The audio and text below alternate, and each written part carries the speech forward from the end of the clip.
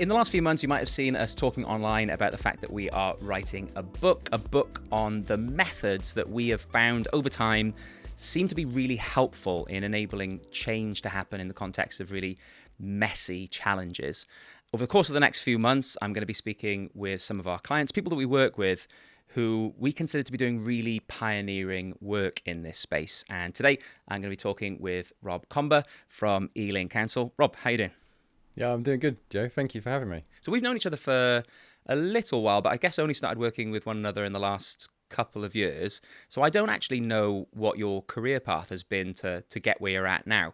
So could you just explain what is it that you're doing now and how have you got here?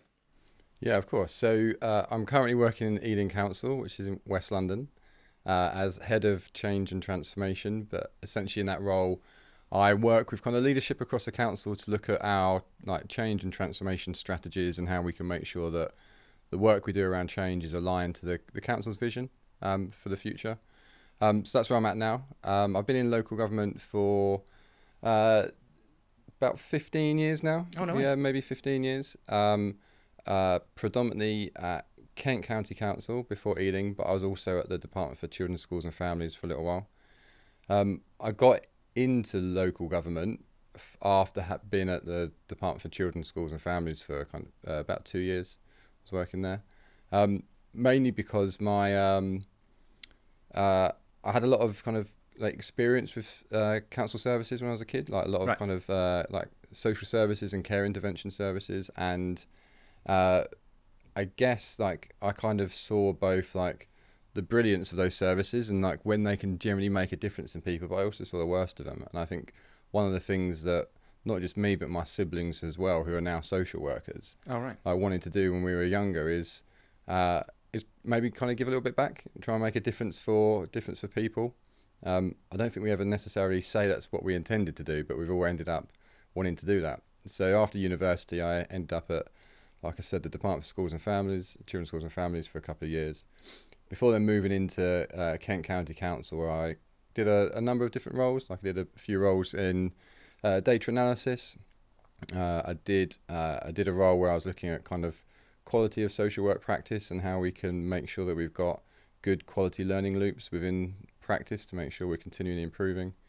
I then moved into kind of roles that looked at service design and service development, before then moving into the head of change and transformation role at Kent County Council in the Children's Services Department, where we started to bring in kind of more agile methodologies. We started to bring in kind of human-centered design thinking, and we had a kind of a real focus on making sure that services, because at the time things were difficult financially, but making sure that our services that are really critical to people's lives were able to be sustainable in the future.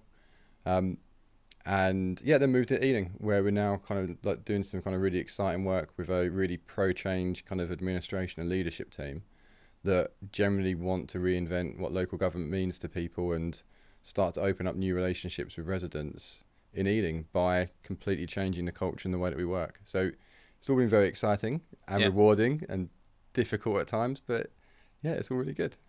I mean, lots of people get in contact with us, or at least come into contact with us, because they're already experimenting with different ways of working that are they're colouring outside the lines a little bit and not working in the way that local government has traditionally, certainly on projects. And I think that's probably the case with you. You were already thinking about and experimenting with agile ways of working, human-centered design, and that's where we started a relationship. What was it that sort of sparked your interest in those approaches?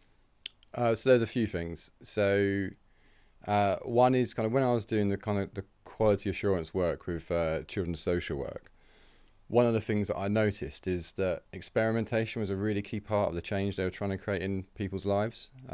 Social work practice is it's fairly heavily regulated, with some really clear kind of practice frameworks, but within those frameworks there's kind of really clear space where social workers can experiment with families and try different techniques and different methods and different practices that enable families to kind of grow stronger together.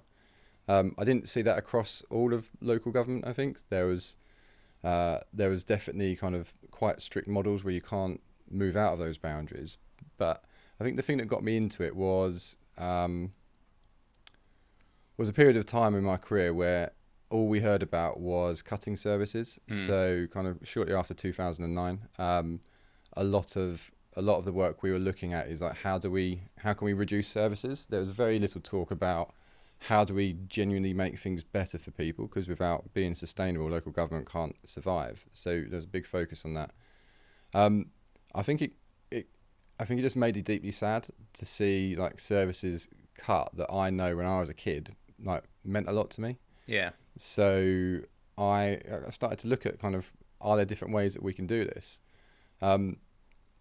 And like many people that work in local government, as soon as you lift the lid on the bonnet and start playing around, you can see there's loads of things that are broken that need fixing. Yeah. But there's also loads of really great people that work in local government that have just liberated from like the norms and the myths and the rituals that exist, can do really great things. So at that point, I started looking into kind of Lean Six Sigma and looking at kind of how I could use that in a lot of my work. And just naturally, I like understanding how things work and understanding if I play around with them, what difference can I make? So Lean Six Sigma helped me do a little bit of that. But I think one of the things that I realised is it was quite data heavy, quite spreadsheet heavy, quite process heavy. Yeah. What I missed from that was the kind of the human elements. So I started then to explore like what are the practices where I can combine what I'm doing with kind of the Lean Six Sigma work. Where are the practices that I've added value to it or are quite different to it that allow me to understand a lot more about the people, and within that experiment in live scenarios. And that's when, and that's at the same time when you might remember kind of FutureGov were on the market. Yeah. They, as a consultancy, I think they did a lot to influence some people within local government. Yeah, I agree. And start to shift a lot of the thinking. And it was probably them and some of their events that I went to which made me realise actually there's a community of people that are probably thinking quite similarly to me. And there are practices that are outside of local government that actually are quite typically akin to like digital and tech startups, but actually work really well with a people-to-people organisation like local government is. So that's kind of how I got into it at that point. Yeah, I think Dom and Carrie, who set up FutureGov, I think they both were on the same grad scheme as me. So I went to a whole bunch of conferences where they were talking, and they were a few years ahead of me, maybe 3 or 4 years ahead of me, and maybe even a little bit more than that. And I remember thinking, oh, hang on a minute, there's something else going on here. And I think they probably, although I've never really realised it, probably had an effect on me too. But there's a bunch of ways I could take this conversation, so I'm going to try and keep all these different ways in my head, because I want to get into what do some of these ways of working enable, like what becomes possible when you work in these ways. I'll come back to that. What I want to start with was essentially you're talking about there. I'm going to go out and I'm going to find out about these methodologies, and I'm going to start like experimenting with them. I'm going to have a go at some of these things within the scope of my role. And I think sometimes people feel like they don't have permission to do that. And that's never been my experience. In local government, I felt in most roles like I've had an enormous amount of autonomy to try and work in ways that I think are genuinely going to be helpful to residents. And I'm just wondering, was it just you and the way you were wired, or was it the conditions in the council at that point that enabled you to start exploring some of this stuff? What was it? It's not just exploring, right? It's like actually doing. Actually doing it as well, yeah. Exploring is one thing, but if you're not doing anything with it, it's different. So, like, if you start personally, I think like me and others that are kind of looking at the same kind of work, I think there's like an alignment with like how deeply we care about the work that we do and the people we're working on behalf of. And so with that care, like to act is to care, right? So if you deeply care about it, you want to act, and if you see things aren't working, you want to try and fix them and try and do something differently. So local government is full of these things, whether it's kind of on the micro or the macro level. There's lots of things that can be fixed. I've never once had a experience where I haven't felt that I couldn't do that and start to explore new things and start to implement them. But I think the conditions that for me that not just helped kind of implement what I was doing, but kind of just gave me the freedom and the autonomy to go out and do that was, I think, just starting by building some really kind of credible stock with people that you're working with. Right. So I think there's a degree of kind of relationship and trust that happens within local government. Yeah. If you have that relationship with people that trust you, you're trusted to go and do the work you need to do in a very autonomous way. So those conditions kind of really helped. But also, I think at the time I started exploring this work, there was just a recognition that we can't keep doing the same stuff. Yeah. Like if we keep doing the same things over and over again, like we're going to be no better. So I think not just where I was working, but the whole sector was not just seeking new answers to the same questions. I think they were seeking to open up new questions, like ones that we didn't know about before. So I think those conditions were there to kind of say, well, perhaps what we need to do is move away from a policy-driven decision-making model, where actually we start to do better engagement with residents. We stop consulting after we've made decisions, and actually we kind of move from the inside out to the outside in and start just engaging with people in better ways. So I think those conditions were there. And I think because of the nature of like the service I was working in children's services, it was a people-to-people service anyway. So we had lots of engagement able to happen.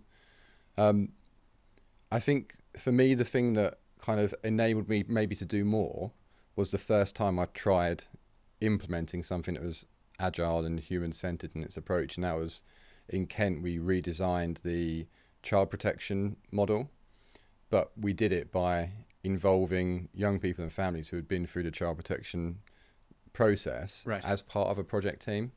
So we, as part of the actual team. As part of the actual team, wow. Yeah. We just said let's be brave. We've not done it before. Let's bring them in.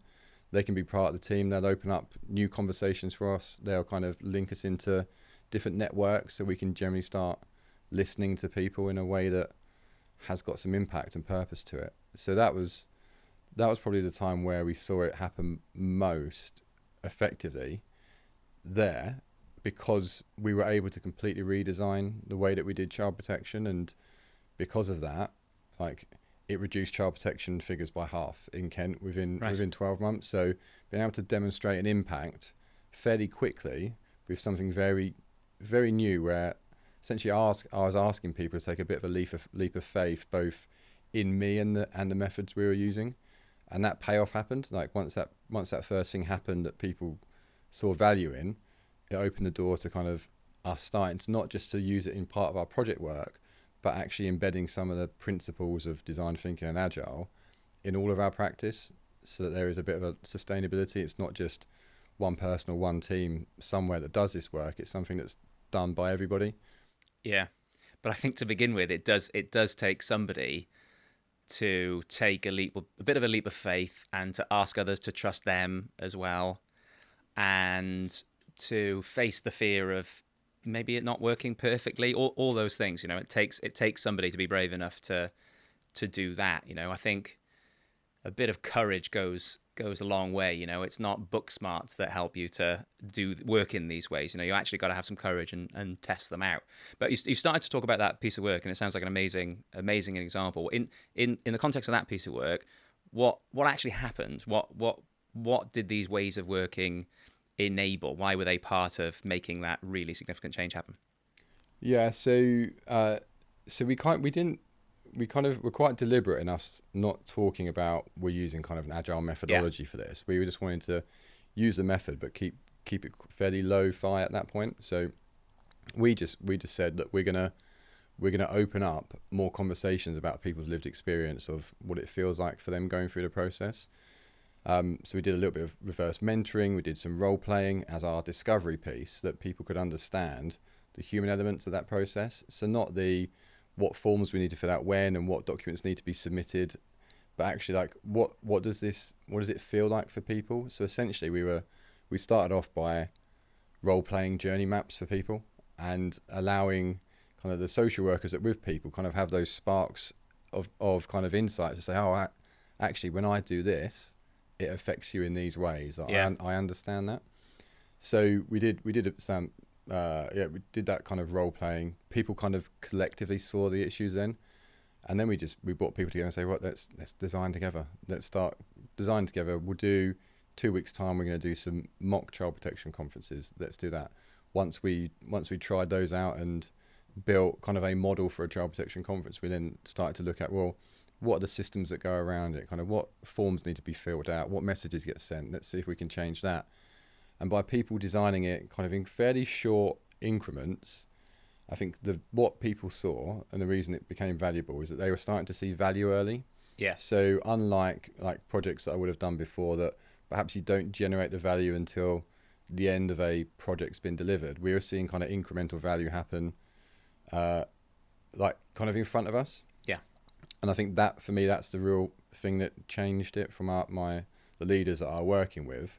You know, it's really difficult to pitch agile and like design thinking projects to an organisation like a local government because we're so boundaried in terms of how we set budgets, how we have standards and consistencies to the way that we deliver work. And essentially asking some people who have kind of got a long kind of tradition in quite structured approaches to say, let's bet on ourselves. Let's say that we believe that this is the right thing to do. And if we do it, we're going to generate value and benefit to the organisation. These are the benefits we think we'll have, but actually we don't quite know yet. But when do you ever know? Like, even if you're doing a normal kind of 5-point business case, like you still don't know the benefits you're going to have. So that narrative, trying to sell that to them and getting people involved really helped. We also made the process super visible. So we had our Director of Children's Services getting involved and coming in so they could feel it and experience it for themselves. So it wasn't just a small group of people doing a piece of work that actually, because it was so controlled, wouldn't work elsewhere. We opened it up to as many people as possible to come and get involved and try it out or observe. And that kind of really seemed to work. So yeah, I'm super proud of that piece of work as well. It's not just because it was the first time doing a kind of a significant project using these methods, but actually it made a genuine impact for people.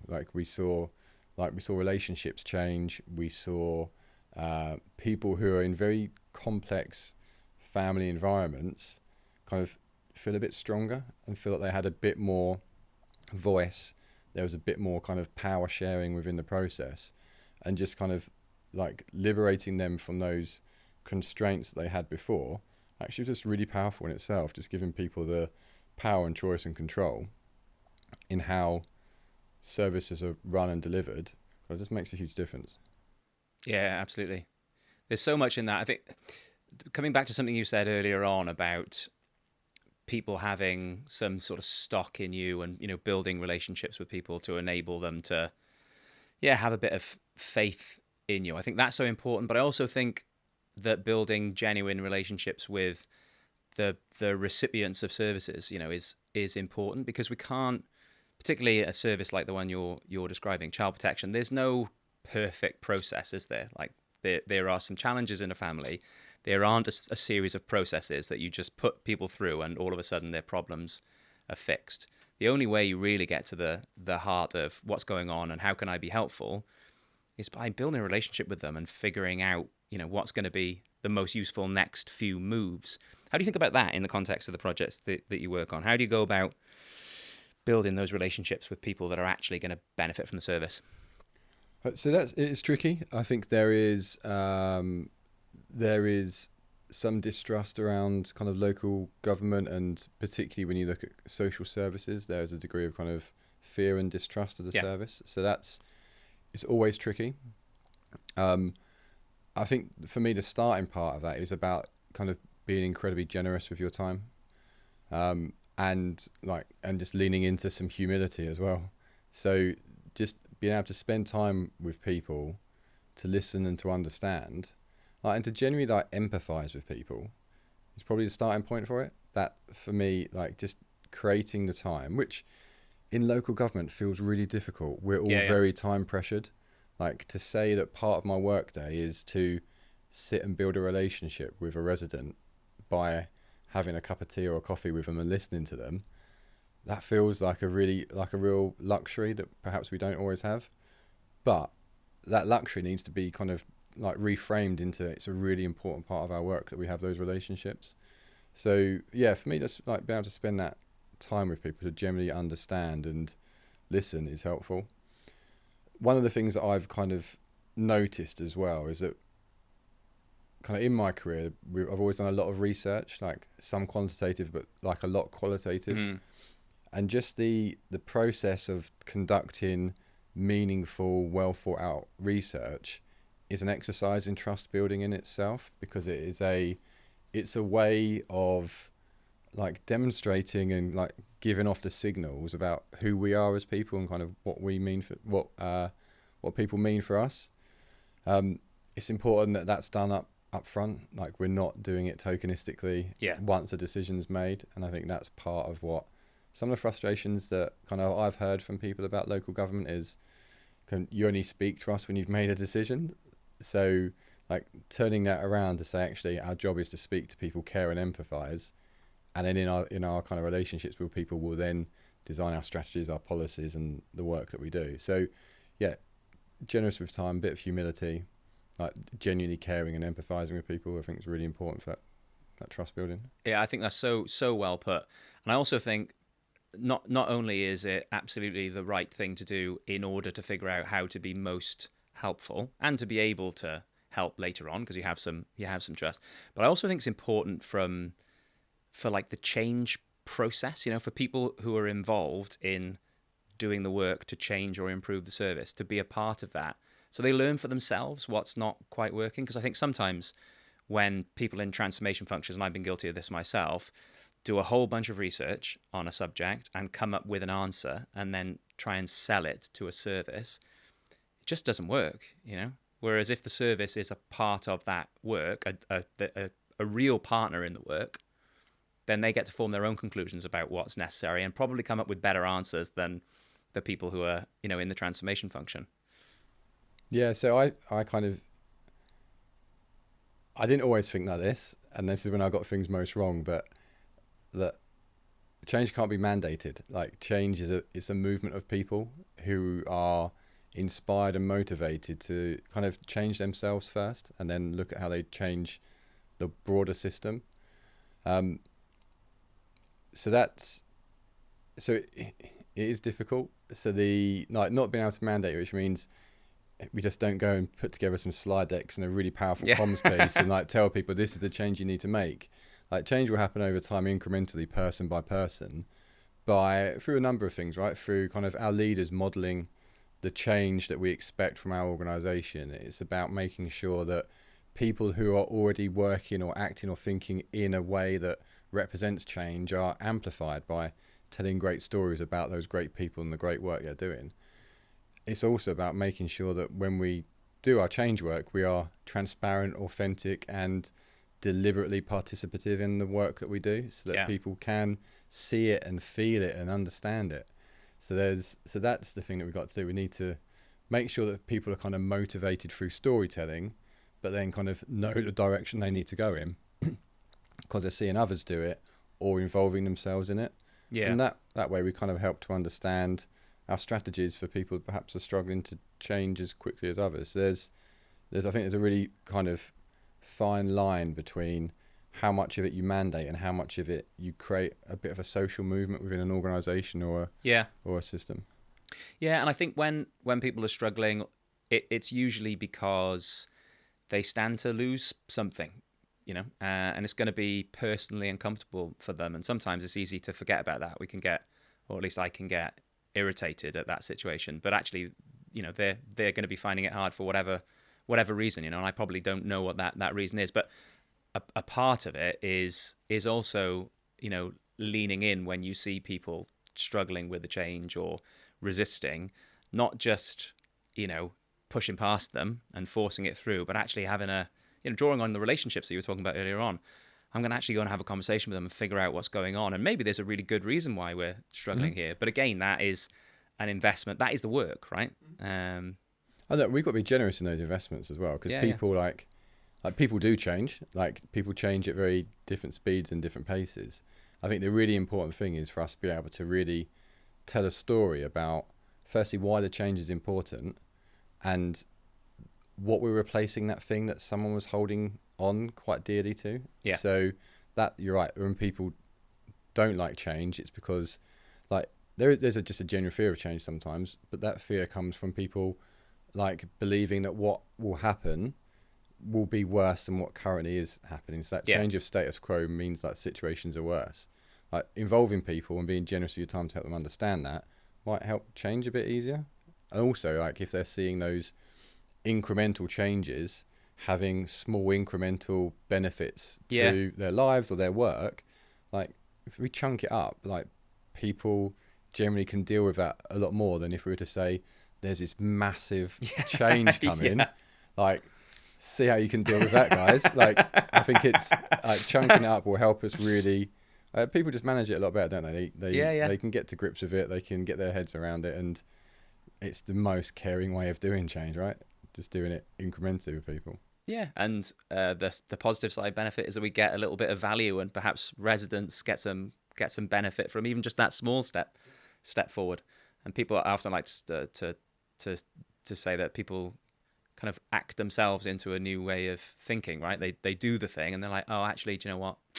This does make sense. This is helpful, without having to force it on them. You started talking earlier on about earlier in your career and having made some mistakes perhaps before working in some of these ways. I wonder if you could talk about some of those. Like, what are some of the, because I got so many projects where I look back and I just think, oh God, with the benefit of hindsight, I would have done that very differently. Can you think of, is there anyone that you can think of? And I wonder what were some of the conditions that maybe weren't in place, or things you didn't do that resulted in it going south? Yeah, so I think when I said, like, one of the most important things is that relationship building, like, where my projects haven't been as successful as I'd like them to be is where I hadn't spent the time building those relationships with the people I needed to at the beginning. Yeah. So that was, but also, like, I think there was probably a lack of humility on my side as well, like recognizing that because I'd developed something or I'd created something, I'd spent and invested a lot of time in it, like, it had to be the right thing. It had to be the thing that worked.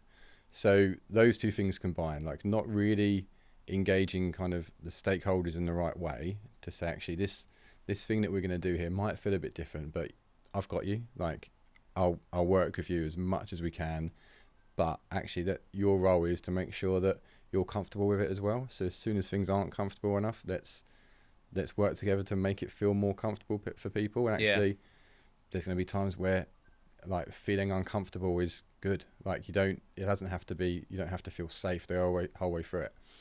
So maybe not spending as much time as I should have done meant that when I came to the kind of ta-da moment and said, actually, this is the thing that we've designed on your behalf, they're like, well, that's so far from kind of what I ever expected. Like, how did you get to this? Like, it didn't sell because I hadn't taken them on the journey and recognized that when we do any kind of generative work, like, we're kind of iterating and evolving around the things that we learn. And sometimes the things that we learn go against our original assumptions about what it is that we need to do. So by not taking people on that journey and kind of going in, like, maybe not as kind of humble as I could have been around other people's roles, that's when it didn't work, and the work didn't continue after that, because people felt done to rather than done with in that moment. Not everyone, but the leaders that needed to make decisions on what we were doing, they were the ones that felt left out. Yeah, I mean, when I think about you, I think about relationships. Like that for me is one of your strongest qualities. You know, that you really do lean into building relationships with people, and just like the language you just used there. Like, I know this is going to feel uncomfortable, but I got you. Things like that, you never hear that in a professional setting. You know, like, often relationships between services are sometimes quite transactional, particularly if you work in a transformation function. You know, oh, the transformation people are going to come and do a project. They're going to give us something. It's not that, is it? It's, you know, it's something that we do together. And in order to be able to get to a place where we can do it together, we need to have relationships. We need to talk in a way that demonstrates to them that we're both people and we're both trying our best. We're not perfect, and probably some things are going to go wrong along the way. And it's like saying it in this kind of language, isn't it? That is not, it's not bullshit language. It's real, honest, human to human communication. And not just talking, like Doing. I think doing, but also just playing as well. Like, understanding like where as humans, like, we can play together is also really important. There's people that like. That come to work who are very different to who they are at home, and that's cool. But at heart, we all kind of want to be considered and felt cared for and involved. And like we have to bring in our kind of authentic selves to work. Like we have to bring in our humor and humility and kindness and playfulness. That all has to come out of work, because if it doesn't, we're not gonna build those relationships. So yeah, I think those things are really important, right? We need to do that. And I think there is something around trying to find like the organizational level that you can have the right conversations about. And I think part of that is around the kind of psychological safety that we need at work as well. Yeah. So if we're asking people to be brave, to be curious, and to experiment, like people need to feel safe to do that. And that doesn't mean they need to feel comfortable at any stage. They just need to know that they can be their authentic selves, and they can have challenges. They can kind of rumble on issues together. They can kind of brainstorm and riff on ideas with people without feeling judged. And Yeah. I think being authentic is the way that we do that. Yeah, I think about this so much. There are so many fundamentals that need to be in place for good change work to happen, and nobody talks about this stuff. I mean, there's an emerging conversation around psychological safety, but having real psychological safety in a team, a multidisciplinary team, I'd rather that than a bunch of people that know about agile and service design in depth.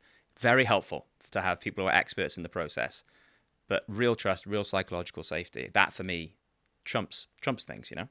Yeah, and I guess in that, like people who are genuine servant leaders as well. Yeah. So people who can put others like needs like above their own. I think that's really important in the work that we do as well. As soon as we get into kind of fighting around our own personal needs, like we probably won't move things forward as how we can. Yeah. So you just, well, you're in the process of building a team and a function, aren't you? How are you thinking about establishing these kinds of conditions in that team? What's the work to do that? So I think it's like I think about both the team and the organization, because my team can't function if the conditions in the organization aren't right for them to function themselves. So we've moved within the last 12 months from a very traditional PMO model that we had in Ealing when I moved in, which I think it did some really powerful and positive things for Ealing at a moment in time. Yeah. But it's probably not what we completely need at the moment. So Right. we've a very ambitious vision as a council, and that means a completely like it needs a really radical way of thinking about what local government is and could be in the future. So we recognised that we needed very different skills, moving away from program and project management, which are definitely still needed. Yeah.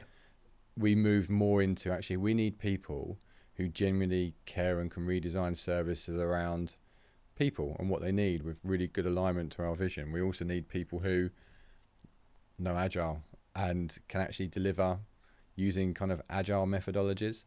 So we've kind of brought in kind of researchers, designers, and delivery managers in the last 12 months. And part of the way that we've done that, or part of our sell to people, was we don't know what this is going to be. We don't know the model that we're delivering yet.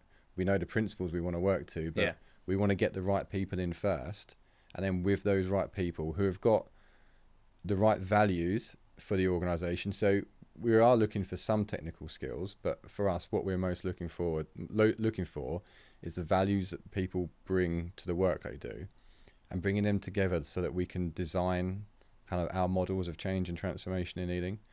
So we've been very deliberate in making sure that we recruit using a values-based model of recruitment. So what does that mean?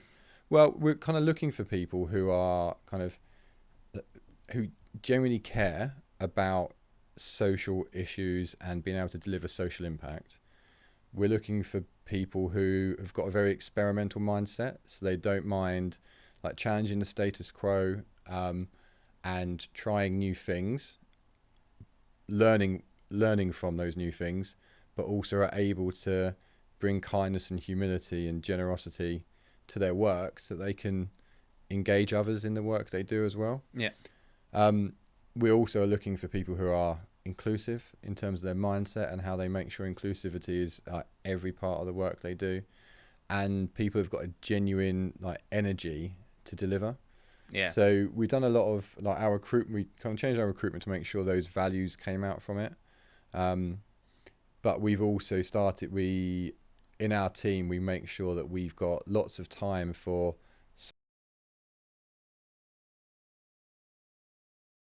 Right, so we're genuinely professional at work, but we recognise that kind of laughter and play and fun is part of the work. It's not something different. So we make sure that we build those like qualities within the team, just through the rhythms and the ceremonies that we put into the way that we work. So that's how we've kind of started to build the team, and we're making sure that they are kind of like we're making sure they're supportive of one another. They've got weekly kind of time for their own development, so they're sharing their own knowledge, sharing their own skills, and there's a really nice sense of community across the team at the moment, and people genuinely want to learn and improve and develop together.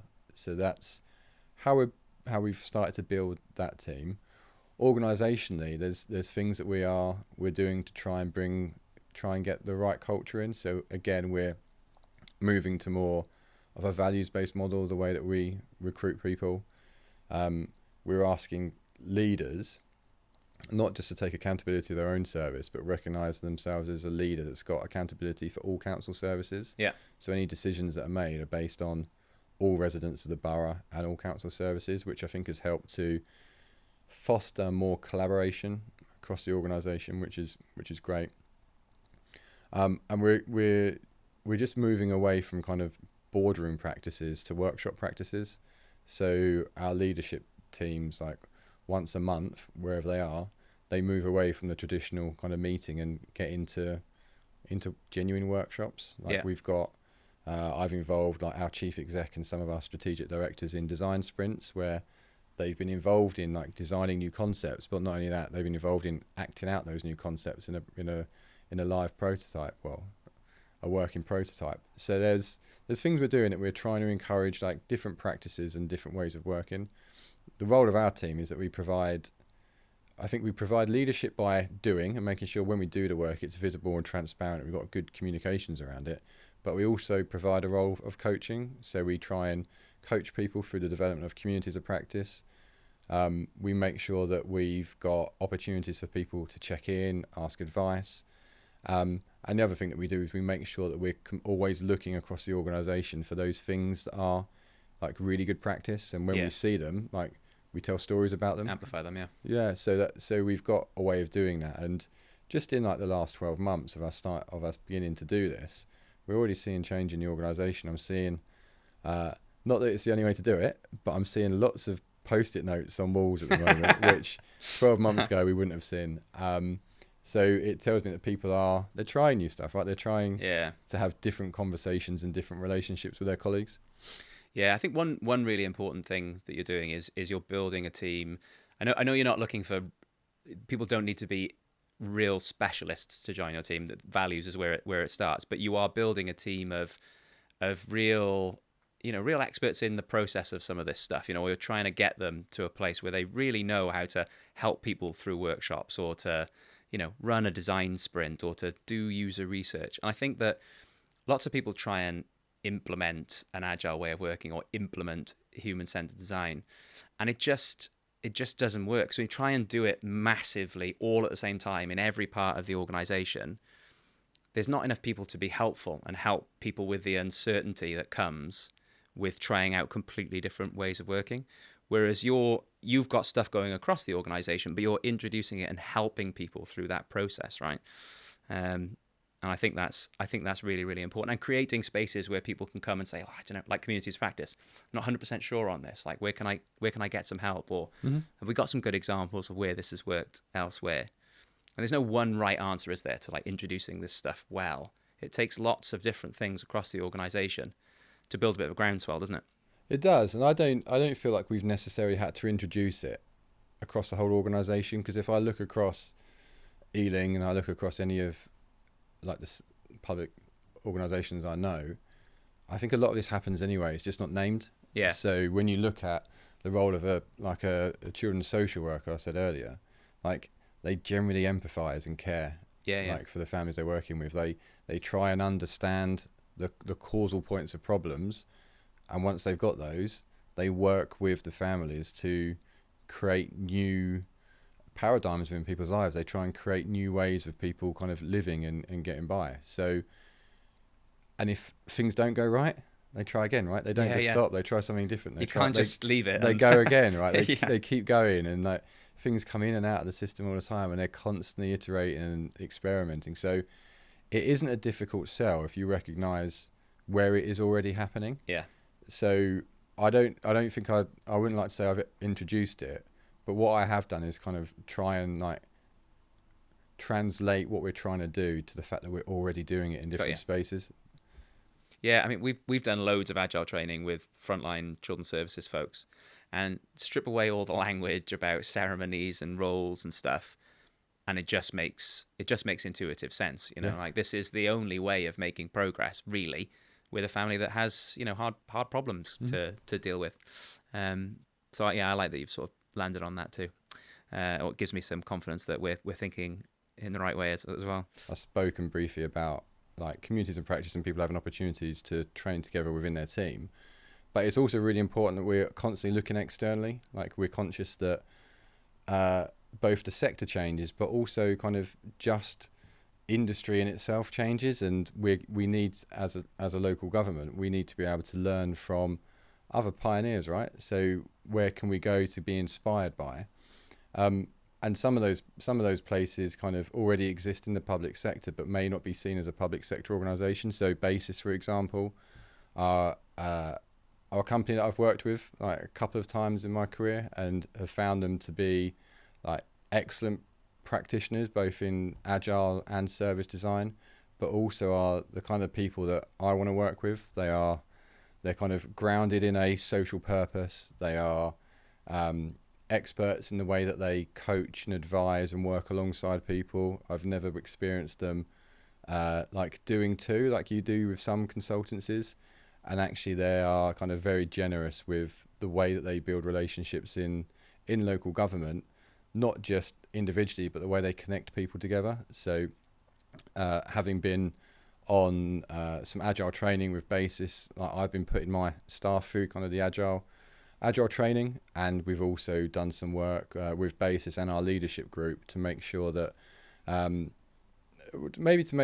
people aren't just hearing from me all the time, right? If they hear kind of a voice of one person in the organisation, it might have some impact. If you amplify that voice with kind of external partners and people who've got knowledge across the broader sector, it plays a real role in making sure that the way that we develop not just individuals in the organisation, but the culture and the disciplines that exist within the organisation kind of happen really well. So yeah, it's a Basis have been great in doing that.